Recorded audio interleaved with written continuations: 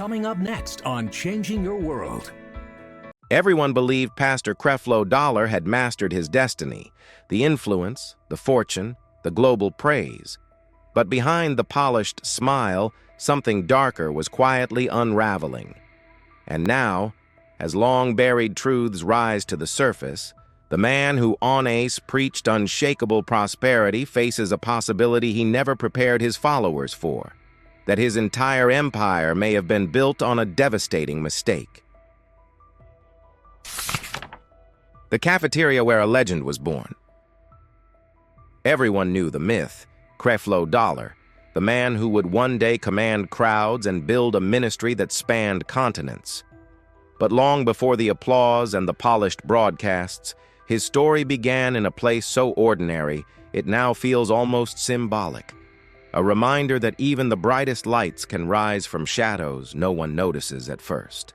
He was born on January 28, 1962, in College Park, Georgia, into a strict, disciplined home shaped by a police officer father and a mother who spent her days serving food in the cafeteria of Kathleen Mitchell Elementary School. Nothing about his childhood suggested destiny.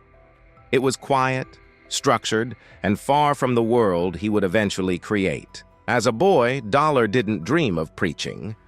He dreamed of football glory, the roar of the crowd, the adrenaline, the belief that success came from talent and willpower. For a moment, it looked promising.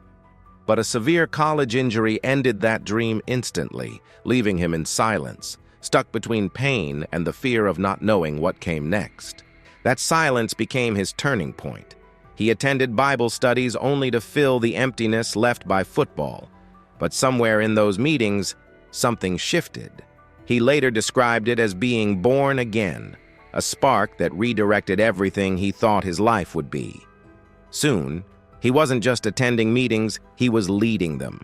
The groups grew quickly, attracting curious students, struggling families, and a young woman named Taffy Bolton, who saw a fire in him he hadn't yet understood. She would become his partner in life and ministry. In 1984, Dollar earned a degree in educational therapy and worked at the Bronner Psychiatric Institute. He was skilled, empathetic, and effective. But the pull toward ministry grew stronger. Subtle at first, then overwhelming. By 1986, he could no longer resist it. So he returned to the place most connected to his childhood, the school cafeteria where his mother once worked, and chose it as the birthplace of everything he hoped to build. Under fluorescent lights and among folding chairs, 8 people gathered for the first service of World Changers Ministries. There was nothing impressive about the room, yet something in his voice suggested a future even he couldn't fully imagine. People came back. Then more came. The cafeteria walls couldn't contain the momentum beginning to form around him. But hidden inside that humble beginning, beneath the promise, the confidence, and the steady rise, were the faint shadows of cracks that would one day threaten to tear his entire empire apart. The prosperity message that built an empire. Long before the scandals and the headlines, there was a message, simple, seductive, and powerful enough to turn a tiny cafeteria gathering into the foundation of a global empire. It was the idea that faith wasn't only spiritual, it was financial. That God didn't just restore souls, He rewarded bank accounts. For people trapped in poverty, that message felt like a promise wrapped in light. Creflo Dollar didn't invent the prosperity gospel, but he sharpened it into something polished and persuasive. As the 1980s shifted into the 1990s, he preached with a confidence that sounded almost prophetic. If you spoke the right words, believed without doubt, and gave faithfully, especially through tithing, God would open the doors of abundance. To a single mother working 2 jobs, it sounded like hope. To a man drowning in debt, it sounded like rescue. And to Dollar, rising higher with every sermon, it felt like destiny. By 1991, the crowds had outgrown the cafeteria, then every rented hall he stepped into. His ministry transformed into World Changers Church International, a name that announced ambition without apology. His voice spread across states through radio broadcasts, and his face appeared in living rooms worldwide through television. Changing your world became a daily ritual for believers searching for breakthrough. With each broadcast came new followers. With each follower came new giving, and with each offering something bigger rose from the ground. In 1995, that something became the World Dome, an 8,500-seat sanctuary costing $20 million, which Dollar claimed was built without bank loans. To his supporters, it was proof that the message worked. To his critics, it was a warning sign, a preacher growing wealthier than the people he inspired. As World Changers expanded into New York, Los Angeles, Toronto, and Johannesburg, a new kind of whisper spread. Quiet questions, suspicious murmurs, watchdog concerns. If faith produced wealth, why did most of that wealth flow toward one man? People saw the luxury homes. They saw the Rolls Royces. They heard the rumors of private jets. And they wondered, was this a man blessed by God or a businessman wrapped in Scripture? Dollar rejected every accusation, calling them attacks on his calling. His followers defended him fiercely, convinced his abundance proved God's favor. But admiration and suspicion grew side by side, forming two versions of his story, one glowing, one shadowed. And beneath the applause, something small began to shift. A fragile tension hinting that the prosperity gospel might not be supported by unshakable faith, but by expectation and pressure, a foundation one scandal could break. That scandal was already on the horizon, and when it arrived, it wouldn't just shake his message. It would shake the empire built upon it. Wealth, luxury, and the first cracks in the foundation. Before the world questioned his theology, they questioned his lifestyle. And it was the kind of lifestyle that didn't just raise eyebrows, it ignited a national debate about power, money, and the man who claimed both came directly from God. While thousands of his followers lived on modest paychecks, Creflo Dollar's world looked nothing like theirs. Hidden behind long driveways, stone walls, and iron gates were signs of an ambition that had outgrown the humble cafeteria where it all began. The public saw a preacher, but the life behind the scenes resembled a corporate magnate more than a spiritual leader. His estate in Fayetteville became the clearest symbol of the growing divide. 182 sprawling acres anchored by a $3.4 million mansion, complete with fountains, a private road, and a sense of isolation that protected him from the people whose donations made it possible. Then came the high-rise condo in New York's Time Warner Center, bought for $2.5 million and later sold at $1 million profit. Another home in New Jersey, valued at over $2 million. A garage rumored to house multiple Rolls Royces, each one as polished and flawless as the image he projected on screen.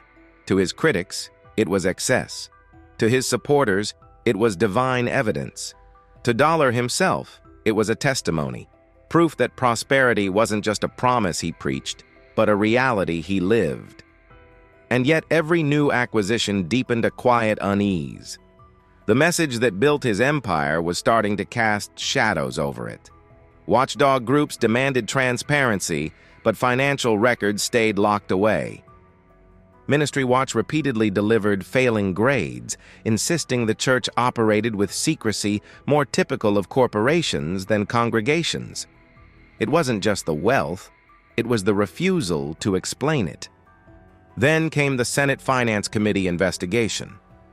A 5-year inquiry questioning whether ministry funds, donations from single mothers, retirees, struggling believers, were fueling the luxurious life of a man who preached faith over finances.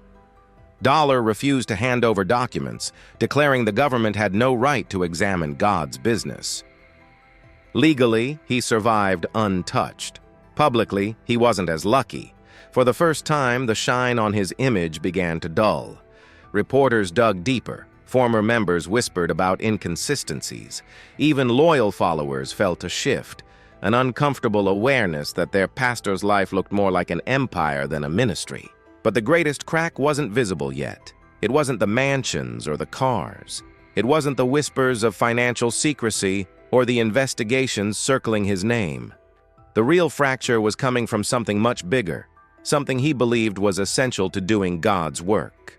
It came from the sky, from an aircraft he claimed he desperately needed, and from a request so audacious that it would ignite one of the biggest scandals in modern religious history. The moment that would shake his empire was approaching. The $65 million jet scandal that shook the nation. By 2015, Creflo Dollar had survived decades of criticism. But nothing shook his empire like the moment he asked his followers to help him buy a $65 million Gulfstream G650, the most expensive private jet in the world. He called it Project G650, presenting it as a divine mission rather than a luxury purchase. According to him, his old jet had suffered dangerous failures, and commercial flights simply couldn't meet the demands of God's schedule. The solution, he said, wasn't just a plane, it was a tool for global ministry. The request was bold, 200,000 supporters giving $300 each, but what he expected to be embraced as a God-inspired vision instantly turned into a national firestorm. News channels mocked the campaign. Social media erupted. Aviation experts quickly exposed troubling claims.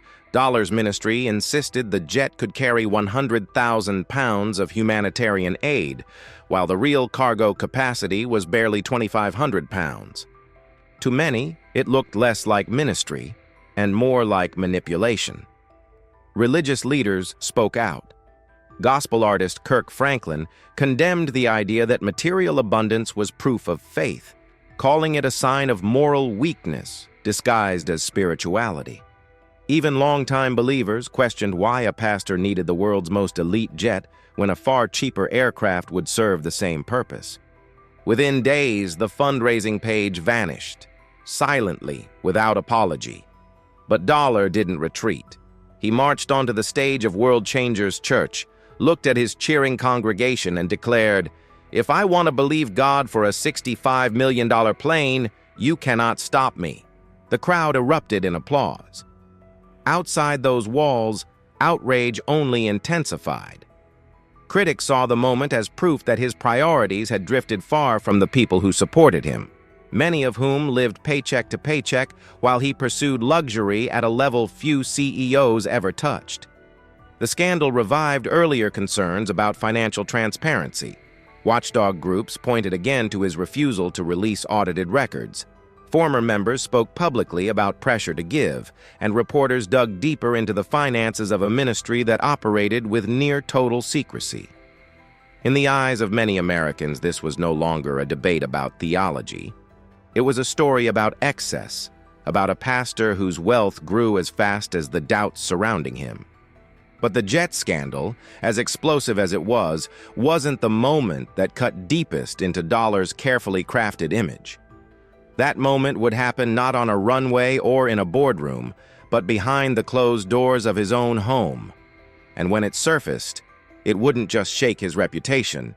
It would expose a vulnerability that no luxury, no confidence, and no prosperity message could ever hide. The arrest, the family turmoil, and the beginning of the unraveling. For years, Creflo Dollar seemed untouchable. His influence stretched across continents, his sermons reached millions, and his confidence filled every stage he stepped on. But in June 2012, all of that power collided with a moment he could neither script nor silence. It began inside his home in Fayette County, far from cameras, far from applause. According to the police report, a heated argument with his 15-year-old daughter spiraled into something darker. She called authorities in fear, claiming he choked her, threw her to the floor, punched her, and struck her with a shoe after she refused his decision to stop her from attending a party. Officers documented a scratch on her neck. Dollar denied it all. He said it was eczema. He admitted restraining her, but insisted she attacked him first. But when a pastor known for preaching family order is led away in handcuffs, the image doesn't fade. It burns. Within hours, the news exploded nationwide. Creflo Dollar arrested for battery and cruelty to children. The photographs, the headlines, the shock, they struck harder than any theological debate. This wasn't a discussion about doctrine or finances. This was the collapse of a private world the public was never meant to see. Days later, he stood before his congregation, calm, composed, insisting the accusations were exaggerated. The crowd roared in support, shielding him with loyalty as fierce as ever. But outside those walls, a different story was forming. Critics questioned how a man of spiritual authority justified violence. Others wondered how often religious communities protect leaders instead of victims. Legally, the case dissolved quietly. Charges dropped. Anger management completed. No trial. No public reckoning. But the emotional damage lingered. Something in the narrative of his life had shifted. For the first time, even faithful followers whispered uncertainties they had never dared speak before. Was this an isolated outburst, or a glimpse into a deeper fracture long hidden behind polished sermons and prosperity promises? The arrest forced people to look again at the pattern they had ignored: the luxury, the secrecy, the widening gulf between pastor and people. And now, violence within his own home. It was no longer just about money. It was about control, pressure, and the cost of maintaining an empire built on perfection. And while the scandal faded from headlines, it didn't fade from memory. It hovered like a shadow over every sermon that followed.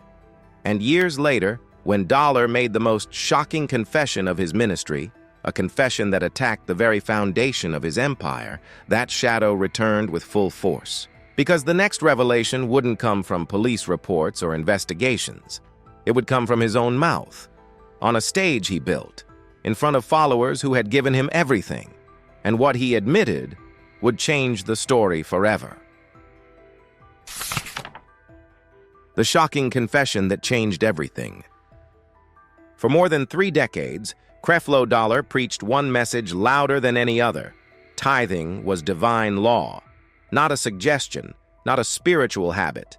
A requirement, one that unlocked God's financial favor. His books, his broadcasts, his conferences all echoed the same promise: give 10% and expect heaven to open. It became the cornerstone of his empire, the engine behind the wealth, the doctrine that millions trusted enough to sacrifice rent, groceries, savings, believing they were planting seeds for miracles. Then, in June 20th of 22, the unthinkable happened. Dollar walked onto the stage of World Changers Church International, not with the swagger of a prosperity preacher, but with the weight of a man about to break his own myth. The sermon title glowed behind him: The Great Misunderstanding. And as the congregation settled, no one expected the words that followed.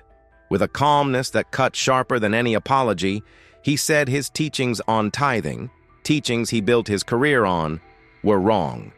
Old Testament law, he explained, had been misapplied. Christians under grace weren't obligated to give out of fear or guilt. Then he said something that sent shockwaves across the religious world. Throw away every book, every DVD, every teaching I've ever done on tithing. Gasps filled the room. Some stared in disbelief. Others waited for the punchline.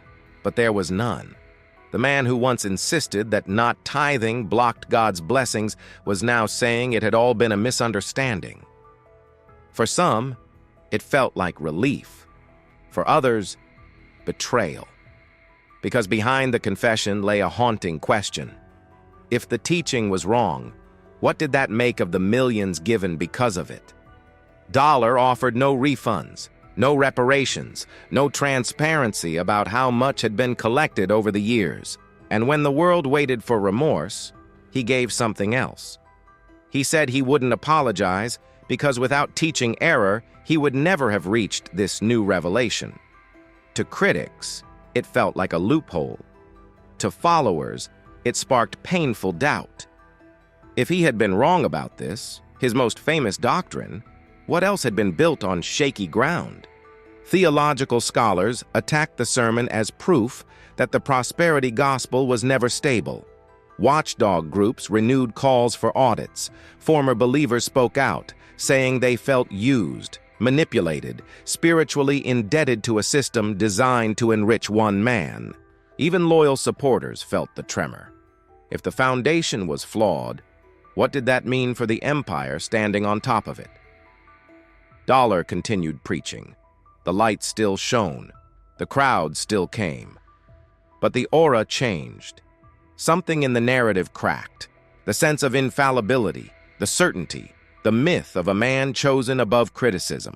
For the first time, the message that built his kingdom and the confession that threatened it collided in full view of the world.